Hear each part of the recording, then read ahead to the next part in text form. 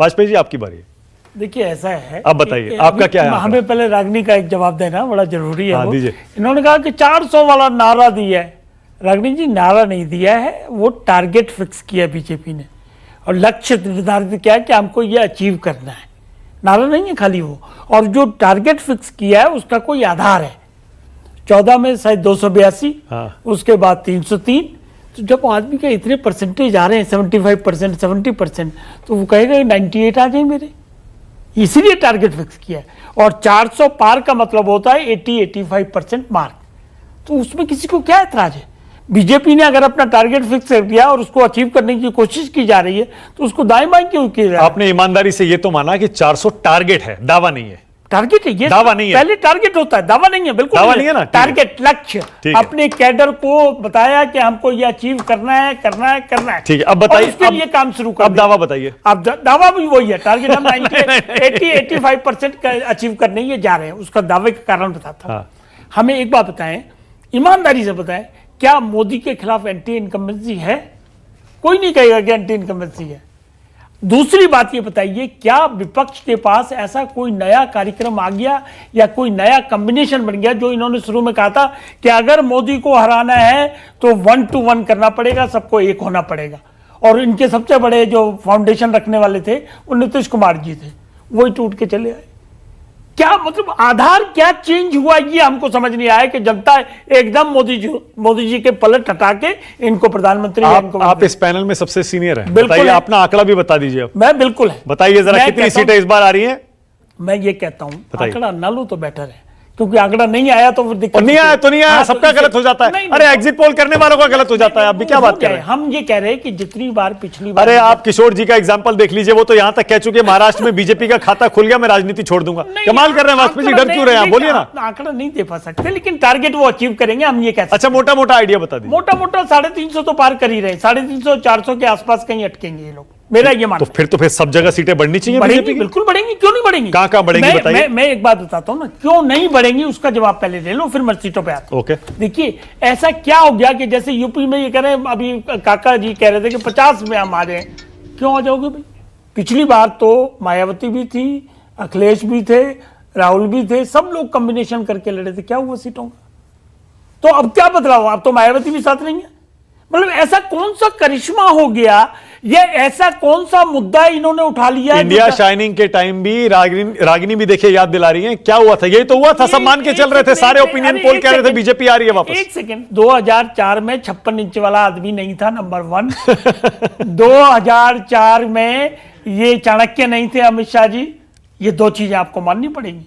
और इनका working style और वाजपेयी जी का वर्किंग स्टाइल जमीन आसमान का फर्क था। हाँ, उस वक्त प्रमोद महाजन थे, लेकिन अब जो ये दोनों टीम है जो 14 और 19 में लेके आई है, वो जमीन पे जाती है, 24/7 काम करते हैं। अच्छा, यूपी में कितनी आ रही है? देखिए यूपी में 80 का टारगेट है। हाँ। तो 70 और 80 के बीच में कहीं जाके बीजेपी अटकेगी। बिहार बताइए। बिहार में 39 है, 39-40 आ जाए कोई फर्क नहीं पड़ता उसमें। 39 रह जाए तो भी ठीक है, 40 आ जाए तो भी ठीक है। और महाराष्ट्र बताइए। महाराष्ट्र में मेरा मानना यह है कि थोड़ा सा डिवीजन है उसमें, और इनको नुकसान इसलिए होगा कि ये उद्धव ठाकरे साहब तो हिंदूवादी, कट्टर हिंदूवादी पार्टी रहे हैं, और जब कांग्रेस के दूर विरोधी रहे हैं। बाला साहब ठाकरे से हमारी कई बार मुलाकात हुई, सबको मालूम है। तो नुकसान नहीं होगा बीजेपी और को? वो अब जाके कांग्रेस के साथ गोद में बैठ गए तो वो जनता कैसे? तो बीजेपी को नुकसान नहीं होगा? बीजेपी को नुकसान नहीं, एनडीए को भी नहीं होगा? नहीं, बिल्कुल नहीं होगा, आप ये मान के चलिए। अच्छा, और कर्नाटक में इनकी सरकार आई है। हाँ। और देवगौड़ा का थोड़ा सा डैमेज लगा है मुझे मामला, तो वहां पिछली बार से थोड़ा बहुत ऊपर नीचे हो सकता है। बड़ा पाक साहब बात करेंगे। और बंगाल में पिछली बार इनके पास 18 है शायद। हाँ। बंगाल में जो रिपोर्ट आ रही है उसके हिसाब से 18 से ये 25 या 30 तक जा सकते हैं, कम नहीं होंगे। ये आप मान के चलिए, कम नहीं होंगे ऐसा। अगर आप जो कह रहे हैं वो सही हो गया, फिर तो आराम से 330, 340 आराम से हो जाएगा। हम वही कह रहे हैं। देखिए कोई ऐसा नया करिश्मा नहीं है। देखो इन्होंने कोई मुद्दा, कौन सा, रागिनी जी बैठी हो बड़ी समझदार है, स्टूडेंट लीडर है, कौन सा मुद्दा चिपका पाए? एक मुद्दा बता दें। छोड़िए मुद्दा, हाँ, थोड़ा अब तो प्रचार खत्म हो गया ना। नहीं, प्रचार की बात नहीं, हम उसी को डिस्कस करें। एक मुद्दा इनका थोड़ा सा चला, वो भी लास्ट मिनट में चला। कौन सा? ये गुमराह करने में कामयाब थोड़े से हुए संविधान वाले मामले में। लेकिन मतलब मान रहे ना? बिल्कुल मान रहे, हकीकत क्यों नहीं मानेगी? और वो 400 के नारे की वजह से ही हुआ ना। नहीं नहीं नहीं नहीं, यानी यही तो, अरे यही तो कुछ हम विश्लेषक कह रहे हैं कि 400 का नारा बैकफायर कर गया वाजपेयी जी। नहीं नहीं नहीं नहीं, उसको आगे न ले जाइए। हम वहीं तक कन्फाइन कर रहे हैं कि किसी हद तक ये गुमराह करने में कामयाब हुए थे, लेकिन जैसे ही मोदी जी का स्टेटमेंट आया कि मुसलमानों को दे देंगे, नहीं नहीं नहीं, कि जीते जी संविधान में कोई बदलाव नहीं होगा और बाबा साहब आ जाए तो भी नहीं होगा, तो वो मुद्दा भी भाग लिया। रॉफल से शुरू करो ना आप, शुरू से रॉफल से ले लो, पेगासस ले लो, उसके बाद हिंडनबर्ग ले लो, उसके बाद सीबीआई ईडी ले लो, उसके बाद इलेक्शन कमीशन ले लो, ईवीएम, कौन सा मुद्दा जनता के दिलों में। ओके रागिनी बोलिए, रागिनी आपकी बारी है, बोलिए रागिनी। मानक कबड्डी में ना एक टर्म होती है सुपर रेड। उसमें क्या होता है कि एक खिलाड़ी जाता है अंदर और 3-4 ऑपोजिशन की जो टीम है उसको 3-4 लोगों को छू के और वापस अपने पाले में आ जाता है, उसे सुपर रेड कहते हैं। और वो बाकी सारे विरोधी जो है जो धराशायी हो जाते हैं। तो आज आपके सवालों ने और मेरे सवालों ने भाजपा के खेमे में और उनके मददगार जो वाजपेयी जी बैठे हैं उनके खेमे में सुपर रेड कर दी। तो पहले वाजपेयी जी ने कहा कि 400 जो है वो नारा नहीं है, वो हमारा टारगेट है। फिर बोले कि टारगेट भी है और दावा भी है। फिर बोले कि मैं आंकड़े नहीं बता सकता। अरे कई बार आदमी जो दूसरे के लिए गड्ढा खोदता है ना, उसमें खुद गिर जाता है और वही हाल हो रहा है। अच्छा आप देखिए ना, महाराष्ट्र की बात कर रहे हैं, भाजपा के एक और प्रवक्ता थे, उन्होंने कहा था महाराष्ट्र में अगर कांग्रेस की सरकार बन जाती है तो मैं सर मुंडवा लूंगा, आपको याद होगा। और वो एक टिप्पणी देने के बाद मुंह छुपाए फिरते हैं, जैसे ही महाराष्ट्र की बात आती है वो बगले झांकने लगते हैं। और वही हाल वाजपेयी जी का होने वाला है। इसलिए वाजपेयी जी आप कुछ इस तरीके की बात मत बोलिएगा। अच्छा है आप थोड़ा संभल के बोल रहे हैं। अब मैं जफर भाई की बात का जल्दी से जवाब देती हूँ। देखिए फिर से एक इनको दोहा सुना देती हूँ कि अति का भला न बोलना, अति की भली न चूप, अति का भला न बरसना, अति की भली न धूप। तो ये जो अति आत्मविश्वास है ना, उससे कोई फायदा नहीं होता है। जिसके अंदर अति आत्मविश्वास होता है उसका नुकसान ही होता है।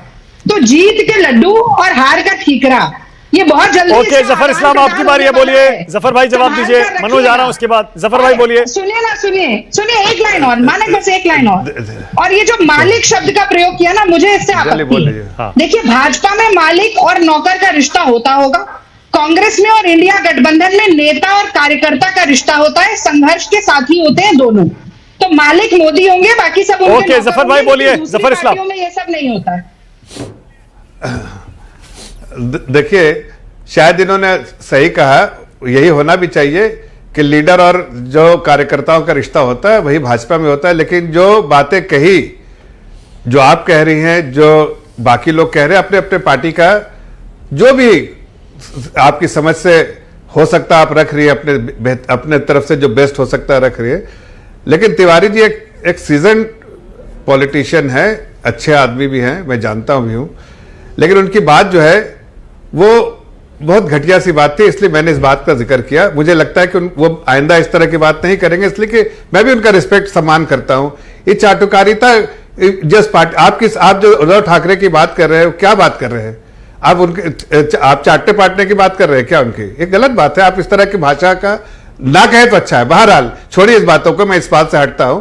जहां तक बात है, अलग अलग पार्टियों ने अलग अलग अपने हिसाब से जो बेहतर समझा रखा है, यहां पर आंकड़ों के हिसाब से भी, और जो दावे किए दावे भी किए। लेकिन मैं सिर्फ इतना कह रहा हूं कि सिर्फ एक ही पार्टी इस देश में है, और मैं मानता हूं इस बात को। और जो वाजपेयी जी ने कहा, जिस गहराई के साथ पूरे तौर से कार्यकर्ता लगा रहता है भारतीय जनता पार्टी का जमीन पे, और जितने सोर्स है इंफॉर्मेशन आने का, कि अगर उसको छान के आप अगर सही कोई आकलन करना चाहें तो आपके पास बहुत सोर्स है, बहुत तरह के इंफॉर्मेशन आते हैं। और साथ साथ आप लोगों से भी बात करते हैं, जफर भाई आप अपोजिशन लीडर से भी बात करते हैं, और प्राइवेटली वो सब बताते हैं, और हमारा आकलन जो है वो उस पर हम कायम है। एक सेकंड जफर भाई, देखिए मैं मानता हूं कि ओपिनियन पोल भी बड़े बड़ी एजेंसियों के गलत होते हैं, एग्जिट पोल भी गलत हो जाते हैं, लेकिन आप ये भी मान लीजिए आपके भी सारे के सारे दावे, सारे नारे, सारे असेसमेंट सही नहीं होते।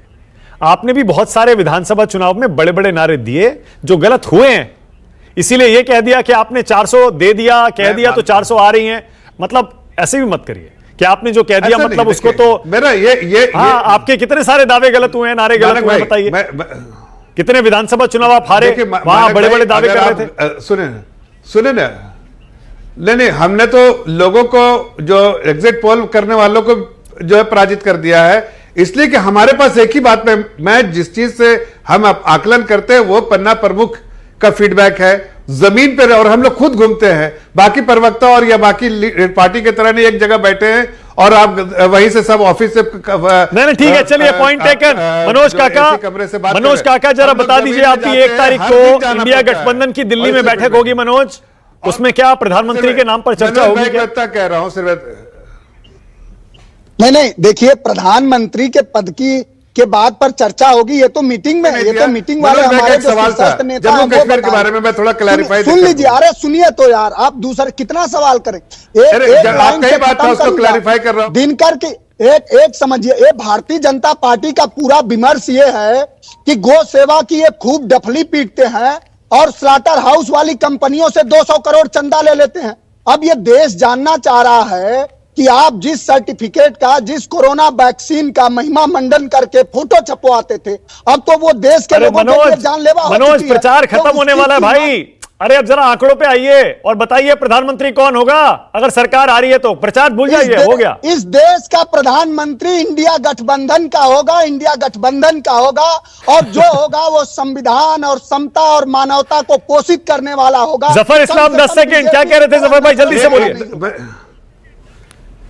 मैं सिर्फ इनको यह कह रहा था कि देखिए, आपने ठीक से सुन नहीं पाए होंगे, आप कार में बैठे हैं मनोज भाई, इसलिए मैंने कहा था जम्मू कश्मीर में भी वो जेके जो नेशनल कॉन्फ्रेंस है और पीडीपी है, उससे हट के पार्टियां भी जीतेंगी, जिनको हम समर्थन करेंगे, जो 370 के समर्थन में है, वो हम उनका समर्थन करें और वो लोग